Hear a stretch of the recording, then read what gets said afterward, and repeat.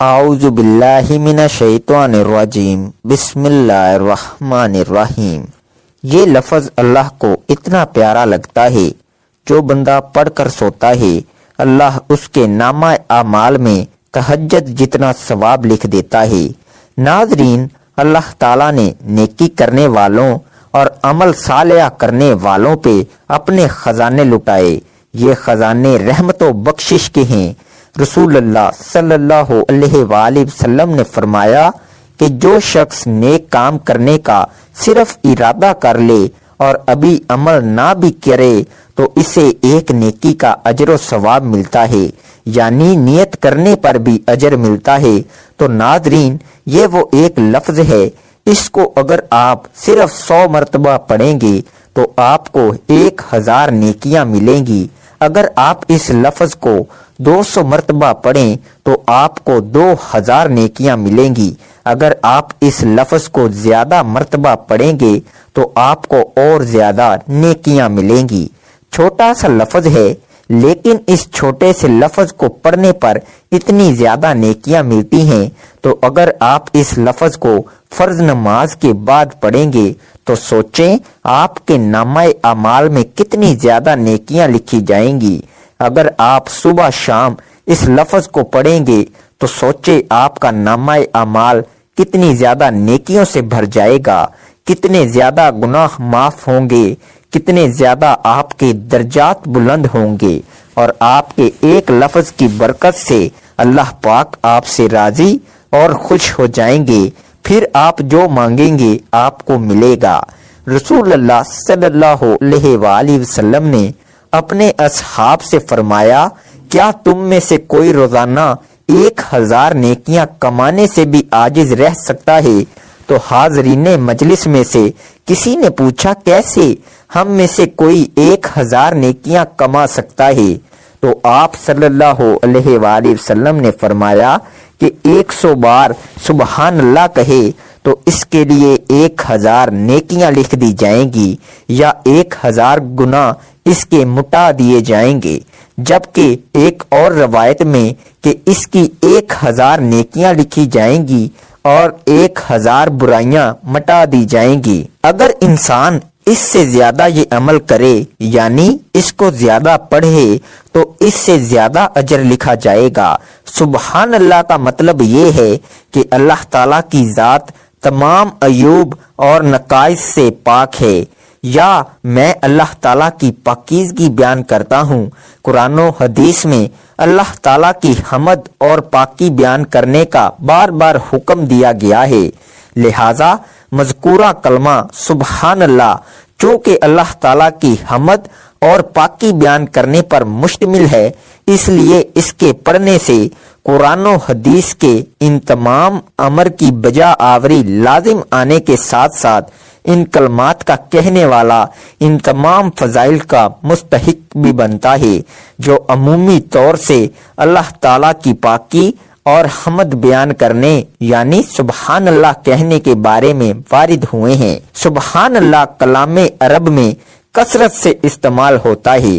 دوران گفتگو، موقع و محل کی مناسبت سے عرب لوگ اسے بکثرت استعمال کرتے ہیں، اور نبی کریم صلی اللہ علیہ وآلہ وسلم نے اپنی زبان رسالت سے کلمہ سبحان اللہ کی خاص فضیلت بیان کی ہے۔ سبحان اللہ، اس کا مطلب ہے اللہ پاک ہے۔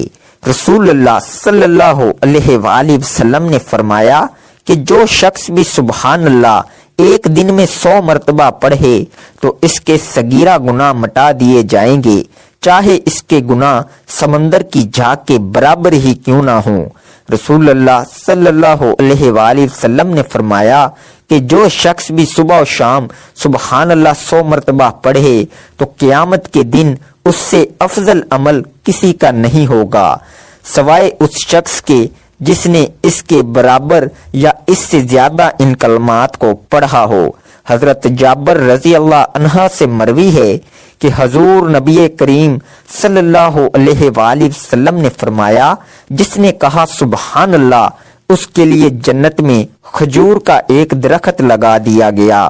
رسول اللہ صلی اللہ علیہ وآلہ وسلم نے ایک دن صحابہ کرام سے فرمایا کہ سبحان اللہ 100 مرتبہ پڑھو، جس نے اسے 1 مرتبہ پڑھا اس کے لیے 10 نیکیاں لکھی جائیں گی، اور جس نے اسے 10 مرتبہ پڑھا اس کے لیے 100 نیکیاں لکھی جائیں گی، اور جس نے اسے 100 مرتبہ پڑھا اس کے لیے 1000 نیکیاں لکھی جائیں گی، اور جو زیادہ پڑھے گا تو اللہ رب العزت بھی اسے زیادہ عطا کریں گے، اور جو اللہ رب العزت سے بخشش طلب کرے گا تو اللہ رب العزت اسے بخش دیں گے۔ سبحان اللہ کہنے کے بے شمار فوائد ہیں۔ اللہ کی تعریف کے کلمات اللہ کو بہت پیارے ہیں۔ جنت میں نعمتیں دنیا میں کی ہوئی نیکیوں کے مطابق ملیں گی، اگرچہ اللہ تعالیٰ نے جنت اور جہنم کو پہلے سے پیدا کیا ہوا ہے، لیکن اب بھی ان میں نئی نئی نعمتوں اور نئے نئے عذابوں کا اضافہ ہوتا رہتا ہے۔ ہر مومن کے لیے جنت میں جگہ مخصوص ہے، جہاں اس کے اعمال کے مطابق باغات، محلات اور دوسری نعمتیں تیار ہو رہی ہیں۔ قیامت کے دن اعمال کا وزن ہوگا۔ اللہ کا ذکر بھی ایک نیک عمل ہے، اس کا بھی وزن ہوگا۔ اعمال کے وزن کا دار و مدار خلوص نیت اور اتباع سنت پر ہے۔ سنت کے مطابق خلوص سے کیا ہوا تھوڑا سا عمل بھی زیادہ وزنی ہوگا، لیکن خلوص کے بغیر یا سنت کے خلاف کیا ہوا زیادہ عمل بھی بے وزن ہوگا۔ حضرت ابو ہریرہ رضی اللہ عنہ سے روایت ہے کہ وہ ایک دن درخت لگا رہے تھے کہ رسول اللہ صلی اللہ علیہ وآلہ وسلم ان کے پاس سے گزرے اور فرمایا، ابو ہریرہ تم کیا لگا رہے ہو؟ میں نے عرض کیا کہ میں درخت لگا رہا ہوں۔ آپ صلی اللہ علیہ وآلہ وسلم نے فرمایا، کیا میں تمہیں اس سے بہتر درخت نہ بتاؤں؟ انہوں نے عرض کیا، کیوں نہیں، آپ ضرور بتلائیے۔ اللہ کے رسول آپ صلی اللہ علیہ وآلہ وسلم نے فرمایا، تم سبحان اللہ کہا کرو تو ہر ایک کلمہ کے بدلے تمہارے لیے جنت میں ایک درخت لگایا جائے گا۔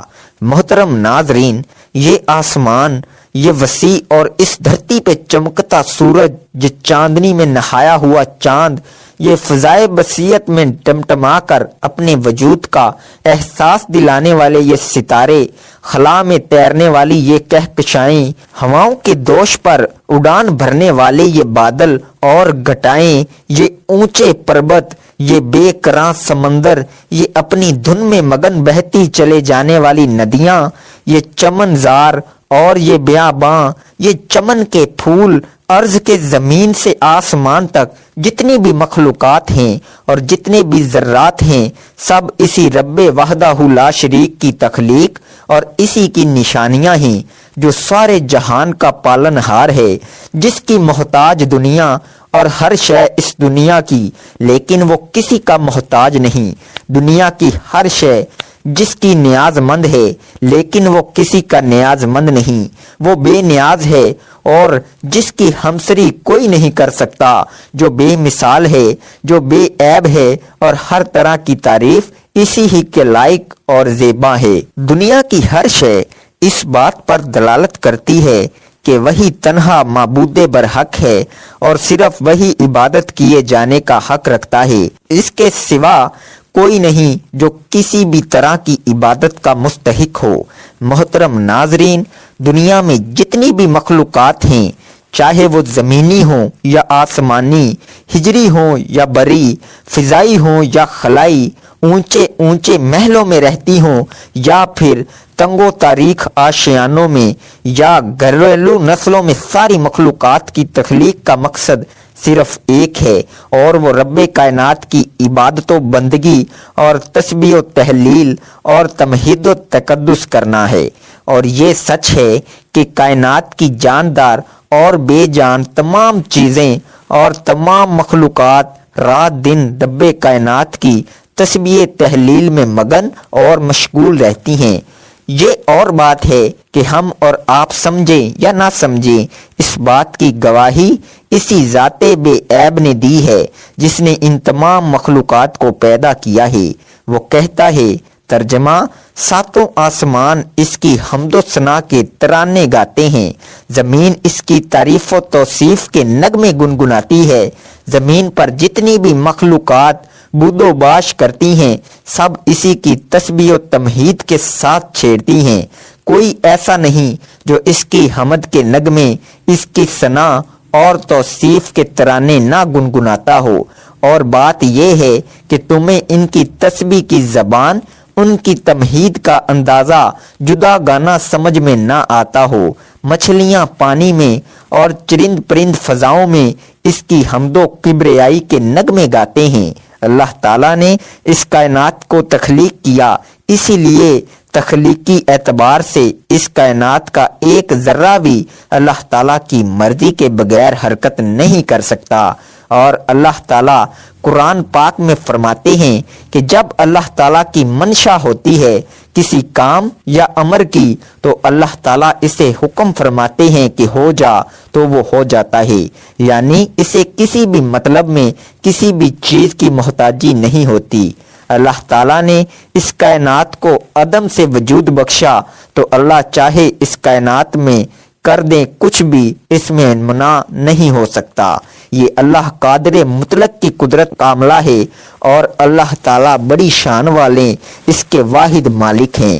قرآن مجید میں اللہ رب العزت فرماتے ہیں کہ بے شک دل کا سکون اللہ کے ذکر میں ہے، یعنی انسان پوری دنیا میں سکون کی تلاش کر لے نہیں ملے گا، کیونکہ حق تعالیٰ نے خود بتا دیا کہ دل کا سکون میری یاد میں ہے۔ جب دل میں سکون ہوگا تو ظاہراً بھی اطمینانیت جھلکتی نظر آئے گی۔ جو قلب میں یاد خدا بسائے گا وہ روحانی سکون پائے گا۔ ذکر الہی دراصل قرب الہی کی خاطر اللہ کو یاد کرنے کا نام ہے، یعنی زبان پر حمد و تسبیح اور تکبیر و تحلیل کے کلمات کا جاری رہنا۔ ارشاد باری تعالیٰ کا مفہوم، تم مجھ کو یاد کرو میں بھی تم کو یاد کروں گا، میرا شکر ادا کرو ناشکری نہ کرو۔ ذکر کی فضیلت اس سے بڑھ کر اور کیا ہوگی کہ خود اللہ سبحانہ و تعالیٰ بھی یاد کرے گا۔ پھر ارشاد باری تعالیٰ ہے کہ شکر کرو ناشکری نہ کرو۔ شکر کا مطلب ہے کہ اللہ کی دی ہوئی نعمتوں اور خدا داد صلاحیتوں اور قوتوں کا اعتراف کرنا، اور زبان سے تعریفی کلمات کا ادا کرنا۔ ان قوتوں اور صلاحیتوں کو اللہ کی نافرمانی میں صرف کرنا اللہ کی ناشکری یعنی کفران نعمت ہے، جس سے بچنے کا حکم دیا گیا ہے۔ یہاں پر ذکر اور شکر کا حکم ایک ساتھ دیا گیا ہے، دونوں میں بہت مشابہت اور مناسبت ہے۔ اللہ رب العزت کی حمد و ثنا اور تسبیح و تحلیل میں شکر کے کلمات بھی پنہاں ہیں۔ ذکر الہی دائمی عبادت ہے، جیسا کہ سورہ آل عمران میں ارشاد باری تعالیٰ کا مفہوم ہے۔ ذکر الہی مومن کا صف امتیازی ہے۔ ایک اور جگہ فرمان الہی کا مفہوم ہے، بکثرت اللہ کا ذکر کرو، بہت ممکن ہے فلاح نصیب ہو جائے۔ حضرت عمر رضی اللہ عنہ نے رسول اللہ صلی اللہ علیہ وآلہ وسلم سے پوچھا، یا رسول اللہ ہم کون سے مال جمع کریں؟ آپ نے فرمایا، ذکر کرنے والی زبان اور شکر کرنے والا دل۔ ایک اور موقع پر آپ صلی اللہ علیہ وآلہ وسلم نے فرمایا، اللہ کا ذکر دلوں کے لیے شفا ہے، اللہ کا ذکر تمہارے سب اعمال سے افضل ہے۔ ذکر الہی کی حقیقت جاننے اور اس کی افادیت سے اچھی طرح مستفید ہونے کے لیے ضروری ہے کہ ذکر الہی کی 3 اقسام کو مختصراً بیان کر دیا جائے، تاکہ ذکر کی اصل حقیقت اور افادیت اچھی طرح واضح ہو جائے۔ نمبر 1 ذکر باللسان، نمبر 2 ذکر بالقلب، نمبر 3 ذکر بالعمل۔ مردرجہ بالا تینوں اقسام میں ہم آہنگی ہوگی تو ذکر الہی اصلاح قلب کے لیے شفا اور کیما ثابت ہوگا۔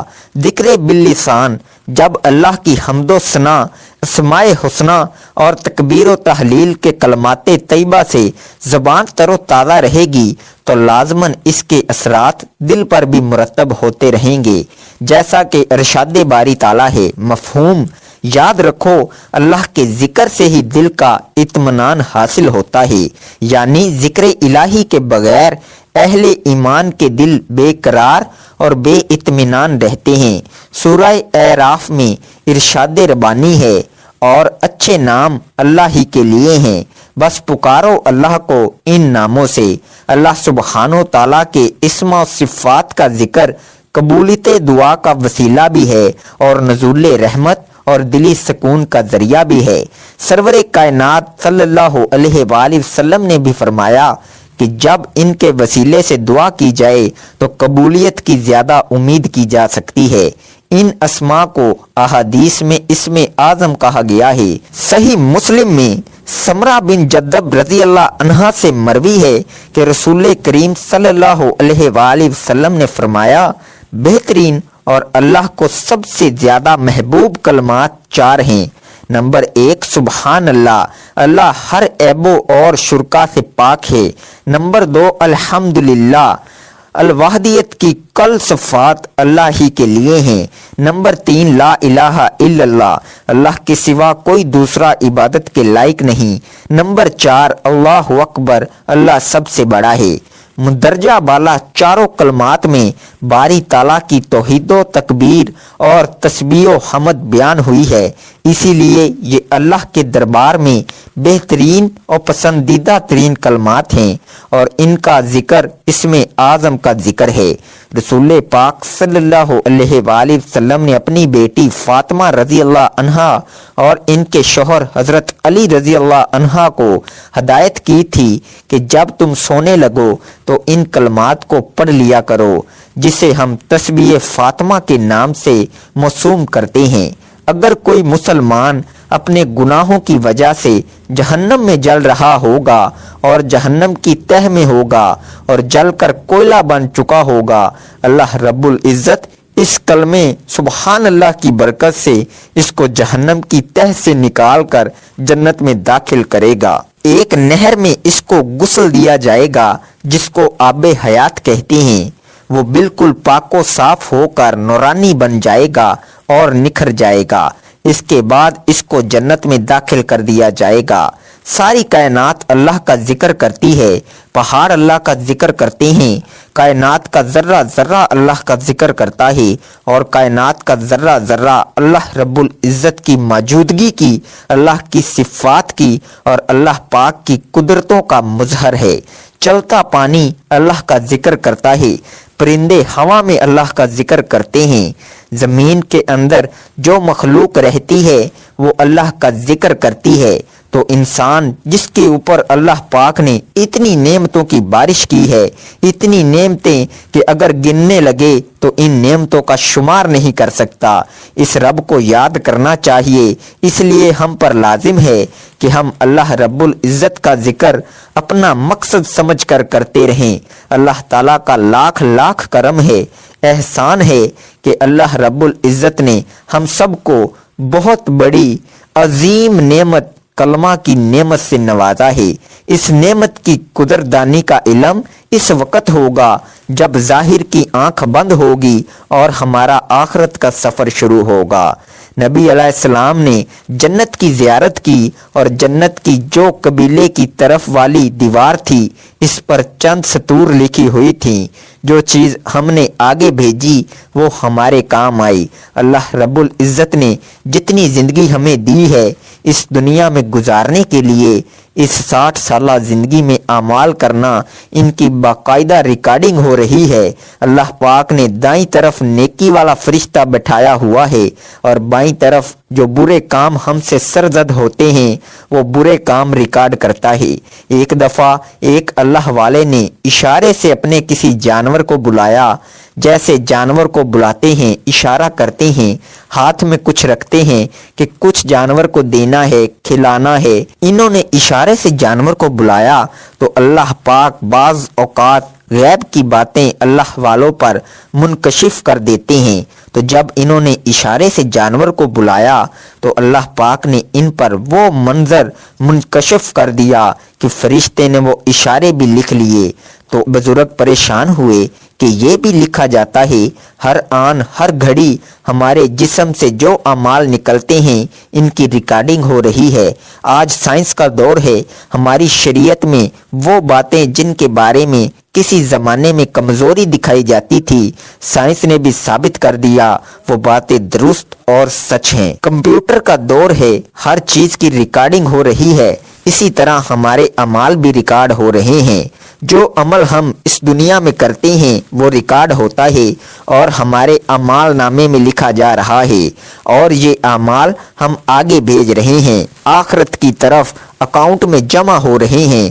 سب کچھ جو ارد گرد ہے انشاءاللہ کل گواہی دے گا، بیت اللہ بھی گواہی دے گا، انشاءاللہ اللہ کے گھر کی دیواریں بھی گواہی دیں گی کہ ان اللہ تعالیٰ کے بندوں نے میرے قریب میں بیٹھ کر ذکر کا حلقہ لگایا تھا اور حلقے میں تجھے یاد کیا تھا، حلقے میں تیری وحدانیت بیان کی تھی، نفی اثبات کا ذکر کیا تھا، اس میں ذات کا ذکر کیا تھا، تیری صفات کا ذکر کیا تھا، اور ذکر قلبی بھی کیا تھا اور ذکر لسانی بھی کیا تھا، کیونکہ اللہ رب العزت تو سمیع بھی ہے اور بصیر بھی ہے، دیکھتا بھی ہے، سنتا بھی ہے۔ تو ہماری یہ گواہی پیش ہوگی انشاءاللہ۔ ذکر کا مقصد قرآن کریم کی طرف لے جانا ہے۔ ذکر میں خشوع آ گیا تو انشاءاللہ جب قرآن کریم کی تلاوت کریں گے تو پھر قرآن کی تلاوت میں خشوع ہوگا، پھر اللہ کی شان یاد آتی ہے۔ اکرمہ جو ابو جہل کے بیٹے تھے لیکن صحابہ رسول تھے، جب قرآن کی تلاوت کرتے تھے قرآن پہ گر جاتے تھے، آنسو کی لڑیاں جاری ہو جاتی تھیں اور فرماتے تھے یہ میرے رب کا کلام ہے، یہ میرے رب کا کلام ہے۔ قرآن کی ایسی تلاوت کریں، کوشش کریں علماء کرام سے رابطہ رکھیں، جو پڑھے لکھے ہیں ترجمہ کے ساتھ پڑھیں۔ اللہ پاک نے قرآن پاک کو ذکر سے یاد کیا ہے، ہم نے ذکر کو اتارا تو اس کا مطلب یہ ہے کہ ہم جو اسباق پڑھتے ہیں اس کا مقصد یہ ہے کہ قرآن کے ذکر کی طرف منتقل ہو جائیں، یہ قرآن کریم کا حق ہے۔ تو ناظرین، جب بھی نماز پڑھیں، نماز کے بعد، فرض نماز کے بعد یا نماز پڑھنے کے بعد سبحان اللہ کی ایک تسبیح لازمی پڑھا کریں اور اس کے ساتھ یہ دعا پڑھیں۔ حضرت ابو الدرداء رضی اللہ عنہ فرماتے ہیں کہ میں نے اللہ کے رسول صلی اللہ علیہ وآلہ وسلم کو یہ فرماتے ہوئے سنا، جو شخص مومن مرد اور مومن عورتوں کے لیے ہر روز 27 یا 25 مرتبہ دونوں میں سے کوئی ایک عدد فرمایا مغفرت طلب کرتا ہے، وہ ان لوگوں میں سے ہو جاتا ہے جن کی دعا قبول کی جاتی ہے اور جن کی برکت سے زمین والوں کو رزق دیا جاتا ہے۔ جو بندہ بھی پڑھتا ہے تو اللہ اس کو تمام مومن مردوں اور مومن عورتوں کی تعداد کے برابر ثواب دیتے ہیں، یعنی اس دنیا میں جتنے بھی مسلمان مرد عورتیں ان کی تعداد کے برابر اس پڑھنے والے کو اجر ملے گا، نیکیاں ملیں گی۔ اگر آپ اس دعا کو 25 مرتبہ پڑھیں گے تو آپ مستجاب الدعوات بن جائیں گے، یعنی وہ بندہ جس کی کوئی بھی دعا رد نہیں کی جاتی۔ اے اللہ رب العزت، اے ساری کائنات کے شہنشاہ، اے ساری مخلوق کے پالنے والے، اے زندگی موت کا فیصلہ کرنے والے، اے آسمانوں اور زمینوں کے مالک، اے پہاڑوں اور سمندروں کے مالک، اے انسانوں اور جناتوں کے معبود، اے عرش اعظم کے مالک، اے فرشتوں کے معبود، اے عزت اور ذلت کے مالک، اے بیماریوں کو شفا دینے والے، اے بادشاہوں کے بادشاہ، اے اللہ ہم تیرے گناہ گار بندے ہیں، تیرے خطا کار بندے ہیں، ہمارے گناہوں کو معاف فرما، ہماری خطاؤں کو معاف فرما۔ اے اللہ ہم اپنے اگلے پچھلے صغیرہ کبیرہ سبھی گناہوں، خطاؤں اور نافرمانیوں کی معافی مانگتے ہیں۔ اے اللہ رب العزت، ہم اپنے گناہوں سے توبہ کرتے ہیں، ہماری توبہ قبول فرما۔ اے اللہ ہم گناہ گار ہیں، سیاہ کار ہیں، بدکار ہیں، تیرے احکام کے نافرمان ہیں، ناشکرے ہیں، لیکن میرے معبود تیرے سوا، لیکن میرے معبود تیرے نام لیوا بندے ہیں، तेरी तौहीद की गवाही देते हैं। तेरे सिवा कोई इबादत के लायक नहीं, तेरे सिवा कोई बंदगी के लायक नहीं, तेरे सिवा कोई तारीफ के लायक नहीं। हमारे माबूद, हमारे गुनाह तेरी रहमत से बड़े नहीं हैं, तो अपनी रहमत से हमारे गुनाह माफ कर दे। ऐ अल्लाह पाक, हमें गुमराही के रास्ते से हटाकर सिराते मुस्तकीम के रास्ते पर चलने वाला बना दे। ऐ अल्लाह, ऐसी नमाज पढ़ने की तौफीक अता कर जिस नमाज से तू राजी हो जाए। जिंदगी में ऐसे नेक अमाल करने की तौफीक अता कर जिन अमालों से तू राजी हो जाए। हमें ऐसी जिंदगी गुजारने की तौफीक अता कर जिस जिंदगी से तू राजी हो जाए। ईमान पे जिंदा रख और ईमान पे ही मौत अता कर। ऐ अल्लाह, हमें तेरे अहकाम की फर्मा बरदारी करने वाला बना और तेरे प्यारे हबीब जनाब मोहम्मद सल्लल्लाहु अलैहि वसल्लम के नेक और पाकीज़ा आदाब को अपनाने वाला बना दे। ऐ अल्लाह, हमारी परेशानियों को दूर कर दे। ऐ अल्लाह, जो बीमार हैं उन्हें शिफाए कामला अता फरमा। ऐ अल्लाह, जो बे औलाद हैं इन्हें अपने खजानों में से नेक और सालिया औलाद अता फरमा। ऐ अल्लाह, जिनके जो जो काम रुके हुए हैं वो पूरे कर दे। ऐ अल्लाह, बिछड़े हुओं को मिला दे। ऐ अल्लाह, शादीशुदा जोड़ों में मोहब्बत और खलूस पैदा कर दे, उनकी जिंदगियों में बरकत डाल दे। ऐ अल्लाह, तमाम लड़के और लड़कियों के नसीब अच्छे कर दे। ऐ अल्लाह, जो कर्ज के बोझ तले दबे हुए हैं उनका कर्ज जल्द से जल्द अदा करवा दे। ऐ रब्बुल इज्जत, शैतान से हमारी हिफाजत फरमा। ऐ अल्लाह, हलाल रिज़्क कमाने की तौफीक अता फरमा। तो आप इस अमल को लाजमी करें, इसे शेयर करें और इस वीडियो को लाइक करें। जज़ाकल्लाह।